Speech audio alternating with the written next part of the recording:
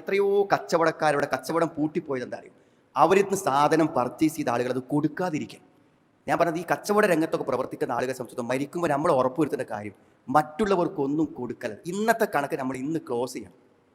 നമ്മൾ മറ്റുള്ളവരെത്തുന്ന ഹോൾസെയിലായിട്ടൊക്കെ പർച്ചേസ് ചെയ്യുന്ന സാധനങ്ങൾ അതിൻ്റെ പണം നമ്മൾ തിരിച്ചു കൊടുക്കണം.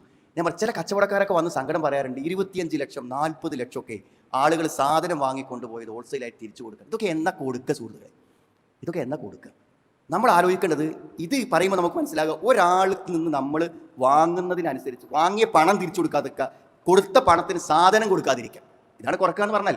വാങ്ങിയതിന് പൈസ കൊടുക്കാതിരിക്കുക, പിന്നെ പൈസ കൊടുത്തതിന് സാധനം കൊടുക്കാതിരിക്കുക. രണ്ടായാലും പ്രശ്നം തന്നെയല്ലേ? ഇതിനെക്കുറിച്ച് അവരെ ഉത്ബോധിപ്പിക്കുമ്പോൾ പറയുമ്പോൾ എത്ര വലിയൊരു മോഷണമാണതെന്ന്.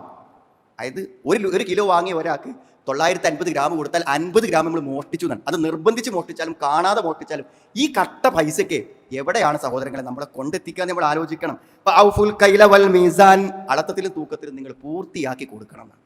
ഇത് സമൂഹത്തിൽ വലിയ പ്രത്യാഘാതങ്ങൾ ഉണ്ടാക്കുന്നതാണ്. നിങ്ങൾ എന്ത് ചെയ്യരുത്? വലാ തുഫ്സിദൂ ഫിൽ അർദ്, ഭൂമിയിൽ കുഴപ്പമുണ്ടാകരുത്. എന്താ കുഴപ്പം എന്ന് പറഞ്ഞാൽ സത്യത്തിൽ എന്താ ഈ ആളുകൾക്ക് ഹക്കും ബാത്തിലും നോക്കാതെയുള്ള സുഖജീവിതത്തിനുള്ള മനുഷ്യന്റെ ആസക്തി ഉണ്ടല്ലോ. അതായത് ജീവിച്ചു പോകാനുള്ള വരുമാനം കിട്ടണം നല്ല ആളുകൾക്ക്, മുതലാളിയാണെന്ന്. ലോകത്തെ എല്ലാ രാഷ്ട്രങ്ങളിലും ഫ്രാഞ്ചൈസികൾ ഉണ്ടാക്കിയിട്ട് അവിടെയൊക്കെ നമുക്ക് കച്ചവട സ്ഥാപനങ്ങളുണ്ട്. മുതലാളിയാണെന്ന്.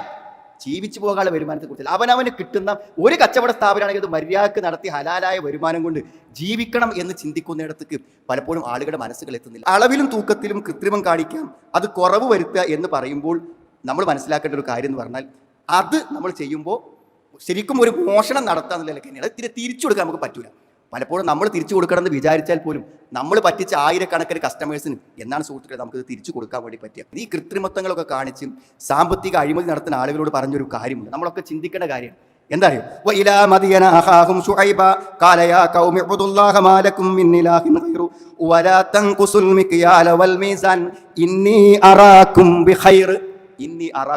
എന്താ അറിയോ? നിങ്ങൾക്ക് കുറെ ഹൈറുള്ളത് ഞാൻ കാണുന്നു. ഇത് കാറുണ്ട്, സൗകര്യമുണ്ട്, വീടുണ്ട്, നല്ല മക്കളുണ്ട്, ഒക്കെ ഉണ്ട്. നിങ്ങൾ ഈ കൃത്രിമം കാണിച്ചാൽ ഇതെല്ലാം നിങ്ങൾക്ക് നഷ്ടപ്പെടും. അതാ ഒന്നാമത്തെ താക്കീത്. ഈ മറ്റുള്ളവരെ പറ്റിച്ചുണ്ടാക്കുന്ന പണവും കൃത്രിമത്വം ഇതുകൊണ്ടൊന്നും നിങ്ങൾ ഒരിക്കലും മെച്ചപ്പെട്ടു പോവില്ല. സുഹൃത്തുക്കളെ, എത്ര നല്ല വരുമാനവും ശമ്പളമൊക്കെ ഉള്ള ആൾക്കാർ ഒന്നും കുരുത്തം പിടിക്കാതെ ജീവിക്കുന്നത് എന്തുകൊണ്ടാണ്? ജിൻസുൽ അമലാണ് ശിക്ഷ കിട്ടുക. മറ്റുള്ളവനത് കുറച്ചാൽ അല്ല നമ്മളത് കുറക്കും. മറ്റുള്ളവൻ്റെ അത് കട്ടാൽ മറ്റുള്ളവർ നമ്മുടേത് മോഷ്ടിക്കും. മറ്റുള്ളവരെ നാം ദ്രോഹിച്ചാൽ അവരാൽ നാം ദ്രോഹിക്കപ്പെടും. അതാണ് അദ്ദേഹത്തോട് പറഞ്ഞത്. തിരിച്ചു കിട്ടുന്ന അന്നേക്കാണ്